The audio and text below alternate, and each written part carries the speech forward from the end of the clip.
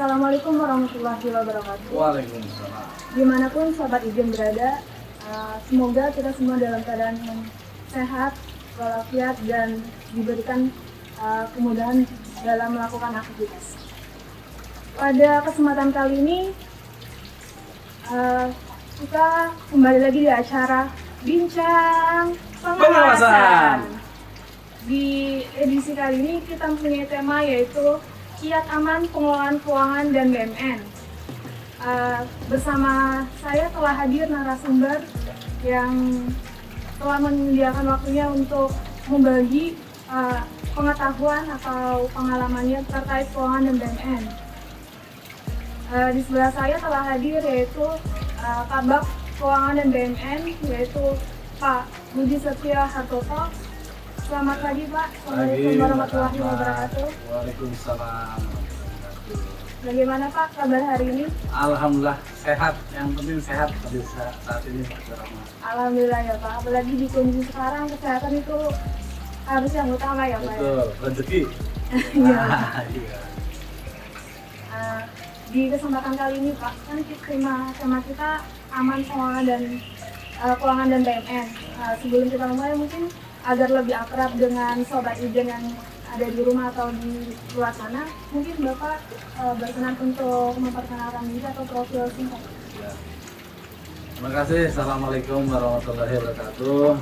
Selamat pagi, salam sehat buat kita semua.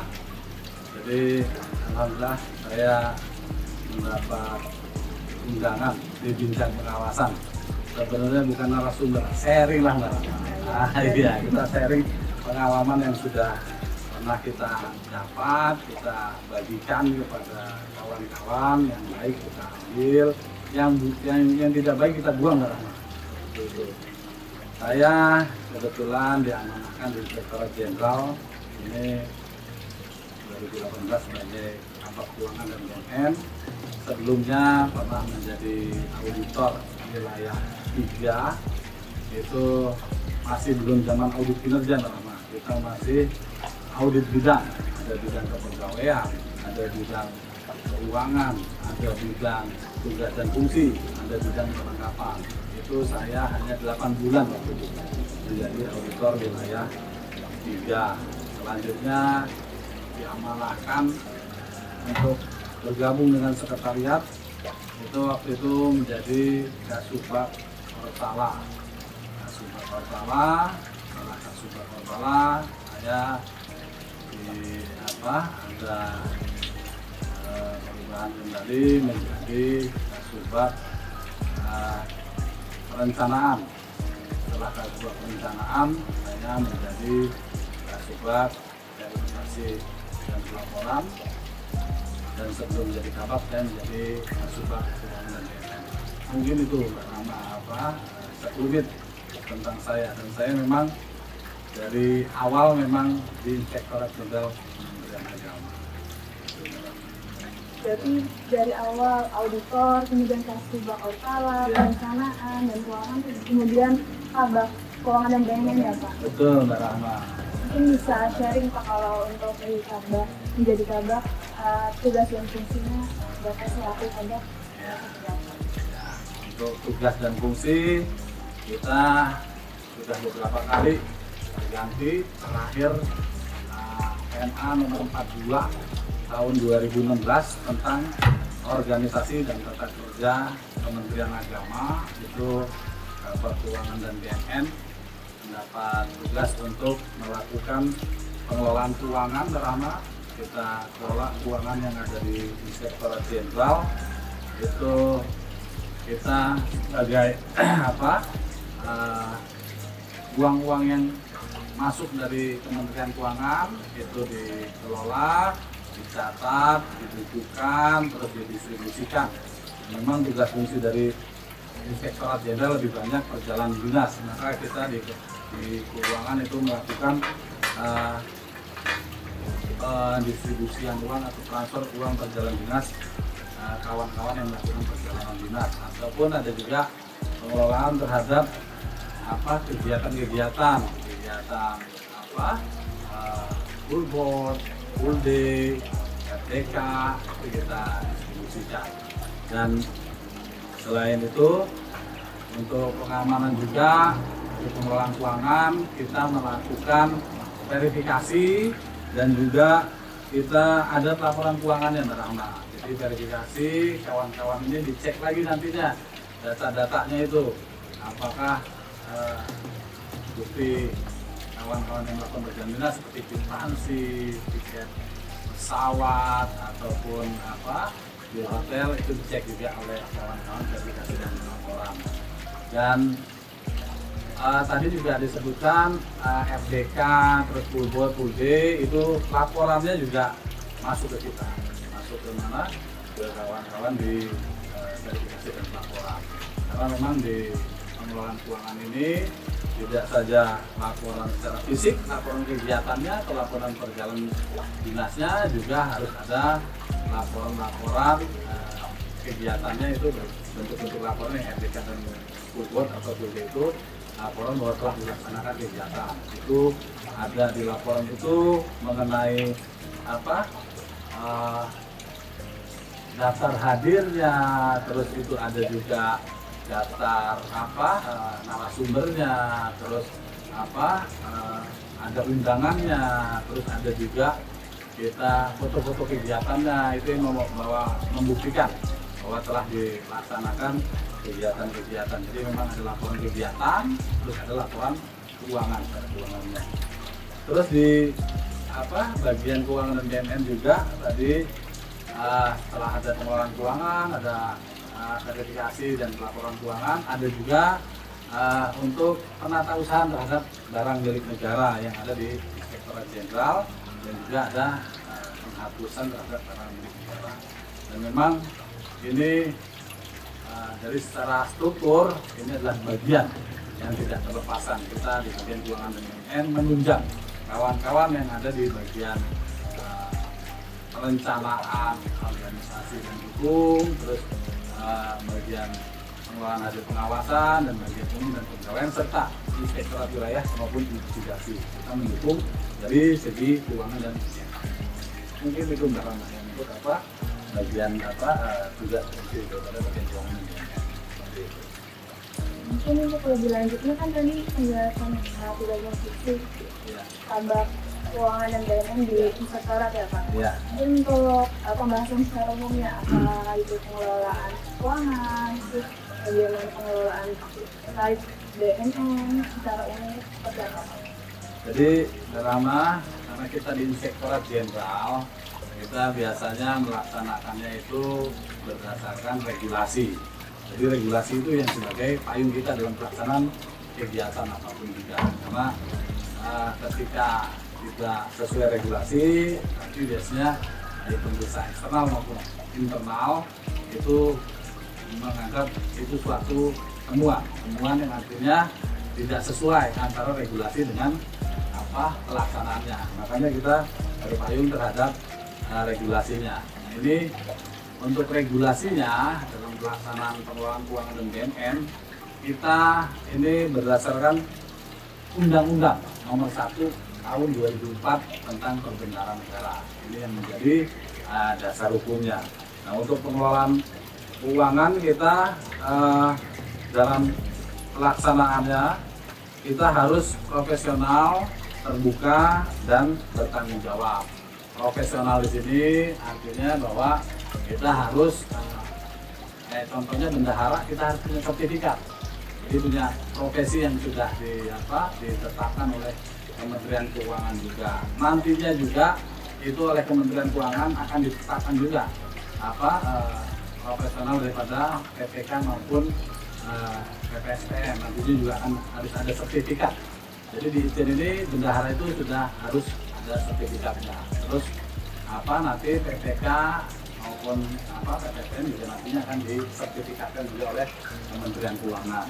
Terus dalam terbuka ini kita terbuka juga bahwa laporan-laporan keuangan kita sampaikan juga di masing-masing stakeholdernya, kita sampaikan setiap bulannya, kita laporkan bahwa ini loh realisasi anggaran yang sudah dilaksanakan oleh masing-masing stakeholder. Ini loh yang tercatat di keuangan seperti itu. dan kita tidak menutup kemungkinan untuk melakukan rekonsiliasi juga, karena mungkin data yang tercatat oleh kawan-kawan di bagian atau inspektorat wilayah maupun mitigasi mungkin ada perbedaan. Nah itu kita rekod di mana sebenarnya ada perbedaannya seperti itu, karena memang data ini menjadi sumber buat kawan-kawan pemeriksa ataupun auditor internal maupun eksternal dalam melaksanakan tugas-tugasnya. Nah, dan di Kementerian Agama kalau berdasarkan pemeriksaan eksternal ini masih lemah sebenarnya, lemah terhadap data. Makanya kita di bagian BPN ini melakukan penguatan data. Kalau data itu harus valid, jangan sampai nanti data di kawan-kawan bagian itu berbeda dengan data-data di bagian keuangan. Terus juga bertanggung jawab, artinya bertanggung jawab di sini bahwa kita setiap tahunnya ini kita dilakukan pemeriksaan, ya, pemeriksaan internalnya oleh Inspektorat Wilayah dan pemeriksaan setiap tahunnya oleh eksternal adalah oleh BPK. Ini kita bertanggung jawab, kita sesuaikan dengan laporan keuangan yang memang dibuat oleh bagian keuangan dan BNN.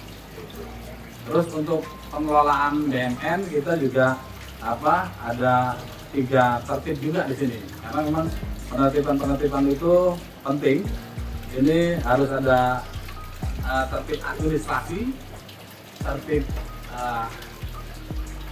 hukumnya, terus tertib daripada basic pengelolaannya. Tertib administrasi artinya semua harus diadministrasikan dengan baik, tercatat dengan baik. Contohnya ada laptop, itu harus dicatat berapa jumlah laptopnya ada, dimasukkan ke dalam aplikasi Simak dan Siman BNN kita. Terus juga kita seperti ini alat-alat untuk syuting. Nah, syuting bincang pengawasan ini juga tercatat juga di dalam Simak BNN kita.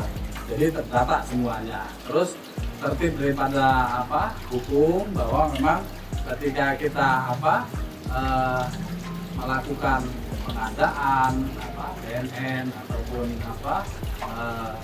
melakukan penghapusannya, kita harus sesuai dengan regulasi yang ada seperti itu. Terus tertib fisik tadi, jangan sampai tercatatnya 400 laptop, ini yang ada kita hanya tidak sejumlah 400. Termasuk juga barang-barang yang ada ini kita sesuaikan. Jadi matching atau klop antara secara administrasi maupun secara fisik daripada barangnya. Karena memang BNN ini pengadaannya menggunakan uang negara, jadi harus bisa dipertanggungjawabkan. Jadi keuangan negara maupun BNN itu bisa dipertanggungjawabkan. Kalau keuangan negara ini masaknya ini hanya 1 tahun, Mbak Rahma. Jadi antara Januari sampai Desember selesai itu. Untuk satu periode 1 tahun ini itu selesai kalau keuangan negara. Jadi tinggal nanti masuk ke periode berikutnya. Kalau BNN dia enggak.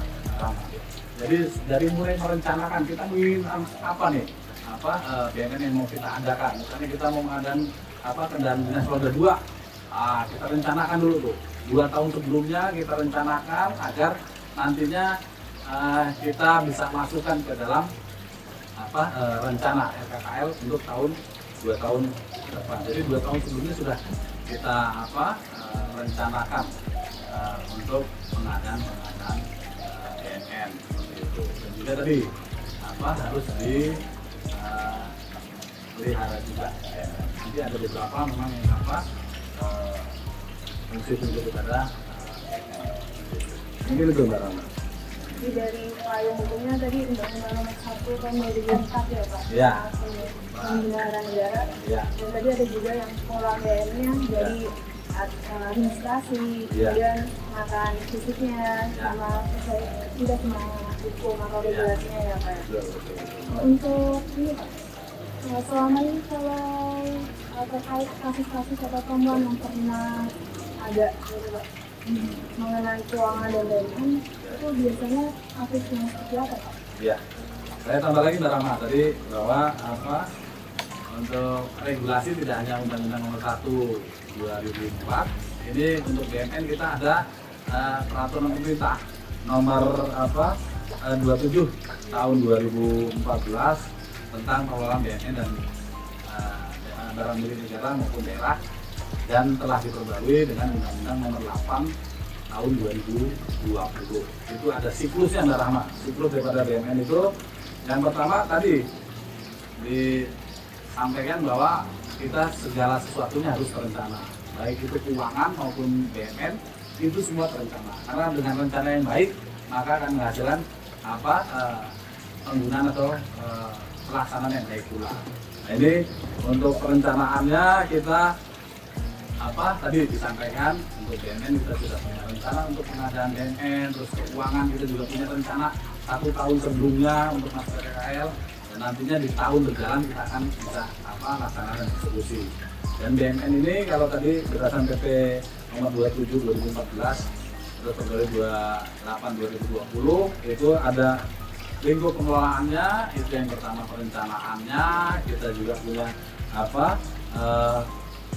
pengadaannya, terus penggunaannya, terus kita juga ada pemanfaatannya, terus juga ada pengamanan serta pemeliharaannya, serta kita juga ada penilaiannya, penilaian terhadap BUMN. Terus kita juga ada pemindahan, pemusnahan, penghapusan dan penatarusan. Ini yang kita akan awasi.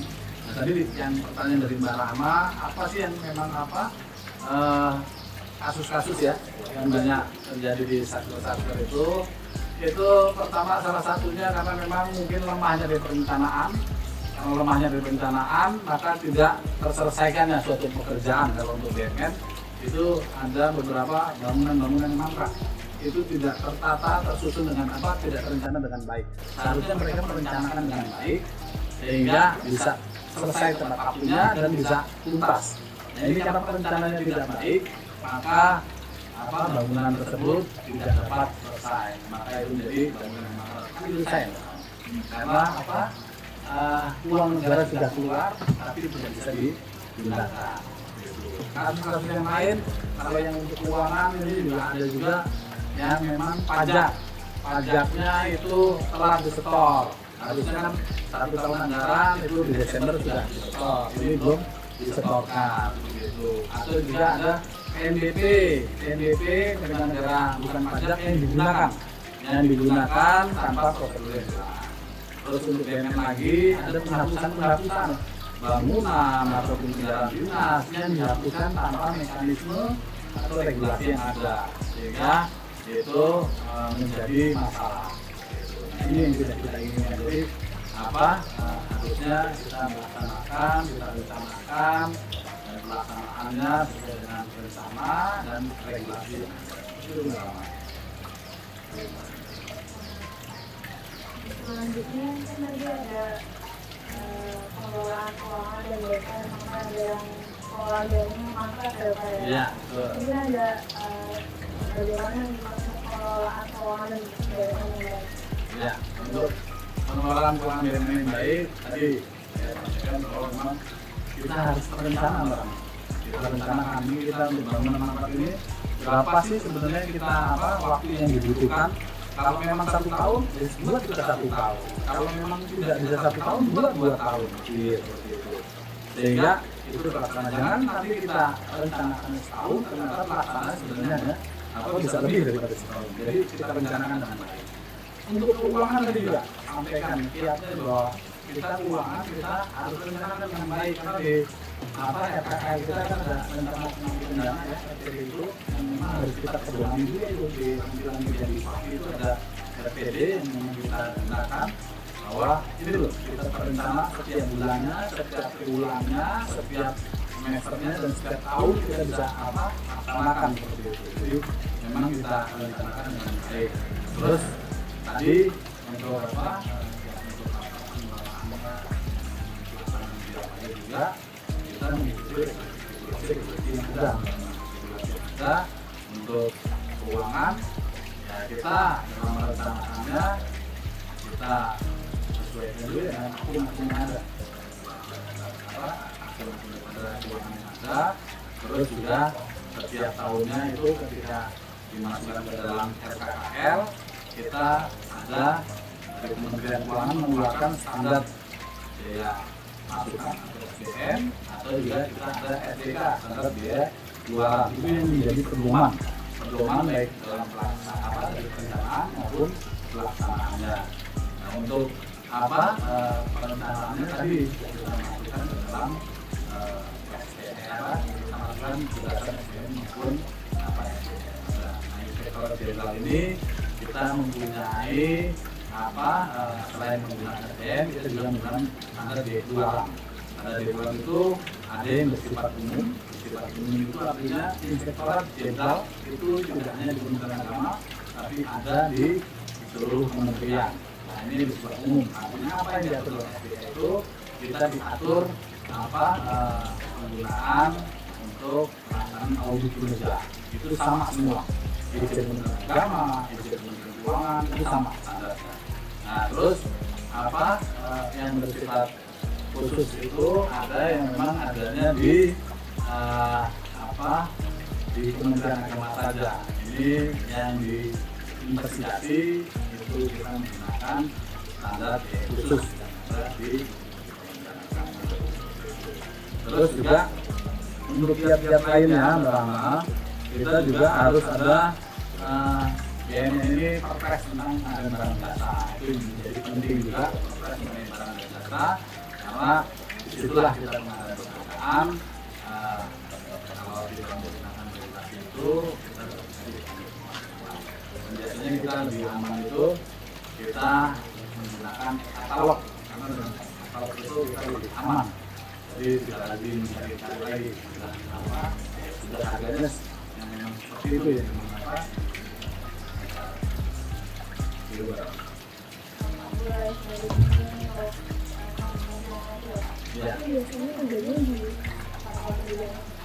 ada kejadian kasus-kasus itu kan satker di Kementerian Agama begitu banyak ya Mbak Rama ya.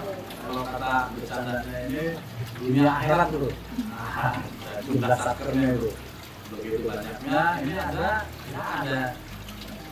di semua satker juga gitu. Bukan tidak semua satker, kan satker di Kementerian Agama ada yang di perguruan tinggi, ada yang di salah satu pusat, di Sambil, Kemenag, terus di PT itu ada. Untuk BNN itu ada yang memang di perguruan tinggi ada, terus di keuangannya juga ada seperti itu. Itu tadi karena memang dia tidak merencanakan dengan baik dan tidak mengikuti regulasi. Makanya ketika kita di Inspektorat Jenderal melakukan monitoring itu juga saya juga tidak bosan-bosan mengenai satker juga, karena memang satker itu walaupun di daerah tapi ini Kementerian Agama juga. Jadi ketika ada penemuan sesuai kan bisa juga menjadi pertanyaan juga dan saya tidak bosan-bosan menyampaikan bahwa untuk pengelolaan keuangan maupun BNN ada pertama kita ikuti regulasi yang ada. Kedua, kalau untuk keuangan itu anggarannya ada. Terus ketiga, kita harus laporkan secara akuntabel. Jadi laporan tadi seperti awal sampaikan, laporan untuk penunjukan keuangan, keuangan ataupun laporan dari kegiatan atau fisik daripada barangnya ini ada sesuai dengan rencana maupun kontrak. Seperti itu. Jadi dari awal perencanaan ada anggaran, tahun 2000. Untuk kan kata di rencana pengelolaan luas kali ada dari standar kemudian yang masih perlu tambahan atau referensi untuk regulasi atau bacaan. Ya. Baik, kalau untuk bacaan mengenai pengelolaan keuangan maupun BNN, ini kita tidak terlepas daripada Kementerian Keuangan. Kementerian Keuangan ini begitu mobilnya mengeluarkan regulasi tadi seperti regulasi yang yang perlu dibaca oleh Satker itu tadi untuk keuangan, SDM-nya, terus ada SDK-nya, SDM, SDK, terus juga itu Perpres Anggaran Jasa itu kita baca juga. Dan nanti ke depan ini pengelolaan BUMN kita dari Kementerian Keuangan sudah mengeluarkan aplikasi yang namanya aplikasi Sakti, Mbak, yaitu sistem aplikasi keuangan instansi. Itu nanti semuanya akan berupa aplikasi. Nantinya ke depan ini memang pola kerja kita akan berubah. Kondisi pandemi COVID ini juga ada perubahan ini pola kerjanya. Kita di keuangan ini nanti STM tidak lagi manual, kita harus pergi ke KPPN, tapi cukup di kantor kita bisa mengirim aplikasi kita. Nah, ini jadi referensi tadi regulasi yang memang banyak dilakukan oleh lembaga seperti tadi Kementerian Keuangan, terus dengan KPP, perundangan juga, terus juga kalau untuk pajak tadi pajak kita baca, ataupun juga kita bisa sharing juga nanti sama karena di Injilnya juga bisa untuk konsultasi ya, kita punya konsultasi, kita bisa nanti bisa lewat webnya Inspektorat Jenderal ataupun WA itu ketika ada kesulitan itu bisa konsultasi bagaimana terminologi atau bersurat, kawan-kawan juga ada yang bersurat juga untuk minta arahan bagaimana kita namanya itu. Untuk regulasi jadi kita juga bisa ada kalau yang pernah ya. Jadi untuk tempat dijual pun bisa ditanya. Jadi untuk pendampingan atau dijual jadi pun bisa lewat daring, telepon ataupun langsung di tempatnya. Bisa langsung sama kita ketika monitoring bisa mana ataupun dari menguling ya. Mungkin ada hal untuk kondisi Iya. Jadi untuk kawan-kawan di Satker pesan sampaikan bahwa semuanya itu kita ikuti regulasi yang ada. Regulasi yang ada baik itu BUMN maupun itu keuangan, karena dengan kita mengikuti regulasi dan pelaksanaannya kita bisa nyaman, kita tidak perlu khawatir. Jadi ketika kita diperiksa pun kita bisa tunjukkan bahwa ini loh kita sudah melakukan sesuai dengan regulasi yang ada. Karena pemeriksa itu akan melihat daripada pelaksanaan dan regulasi itu membandingkannya seperti itu. Terus kita laporkan secara baik. Jadi kita laksanakan, kita ikuti regulasi dalam pelaksanaannya dan kita laporkan. Laporkan ini juga tadi kita harus simpan dokumen yang lama. Jangan sampai nanti kita laporkan dokumennya tercecer mana-mana. Karena secara psikologi pemeriksa itu ketika diperiksa minta lapor kegiatan yang ada itu pasti akan merubah ini ya kawan-kawan pemeriksa juga ini ada apa ini laporannya belum siap. Jadi usahakan laporannya disiapkan juga disiapkan, dibundel dengan baik, yang membaca itu bisa memahaminya, juga multi tafsir. Tadi bahwa keuangan negara maupun BUMN itu menggunakan pajak-pajak dari masyarakat, jadi harus bisa kita pertanggungjawabkan hasilnya yang memang bisa dinikmati oleh itu Mbak Rama. Berarti ada 3 poin nih kan bisa saya lihat ya sama pengelolaan keuangan dan BUMN jadi ada perencanaan, terus pengelolaan atau pelaksanaannya, kemudian ada secara pertanggungjawaban atau administrasinya itu dilakukan dengan baik ya. Mungkin untuk kesempatan kali ini kita cukupkan dulu ya. Ya, untuk sharing pengalaman, pengetahuan dan ilmunya saya sampaikan terima kasih Bapak. Untuk sobat IJ dimanapun berada, untuk lebih lanjut mengetahui tentang bagaimana pengelolaan keuangan dan BNN apabila sobat IJ membutuhkan atau menginginkan adanya pendampingan atau pemantauan dari inspektorat, kita sebagai aku siap ya Pak ya. Siap. Untuk regulasi juga kita dapat diakses melalui internet, jadi itu sudah mempermudah sobat IJ semua untuk mengetahui apakah regulasi tersebut sudah sesuai dengan apa yang kita lakukan di sektor masing-masing. Kemudian kurang lebihnya saya mohon maaf. Wassalamualaikum warahmatullahi wabarakatuh. Waalaikumsalam.